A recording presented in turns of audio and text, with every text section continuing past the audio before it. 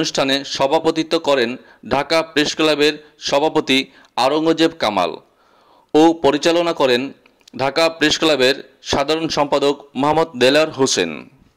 প্রধান অতিথি হিসেবে উপস্থিত ছিলেন এশিয়ান টিভি, এশিয়ান টেক্সটাইলের মালিক ও বঙ্গবন্ধু সৈনিক লীগের সভাপতি বীর মুক্তিযোদ্ধা আলহাজ হারুনুর রশিদ সিআইপি।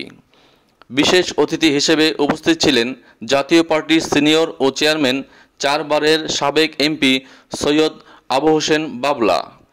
আরও উপস্থিত ছিলেন রাষ্ট্রীয় পুরস্কারপ্রাপ্ত চলচ্চিত্র পরিচালক মুক্তিযোদ্ধা কাজী হায়াত। উপস্থিত ছিলেন আওয়ামী লীগ যুবলীগের ঢাকা মহানগর দক্ষিণের সভাপতি সোহাইব হোসেন স্বপন। সভায় উপস্থিত ছিলেন আরও বিভিন্ন সাংবাদিকগণ। গুণীজনদের মাঝে স্মারক সম্মাননা প্রদান করা হয়।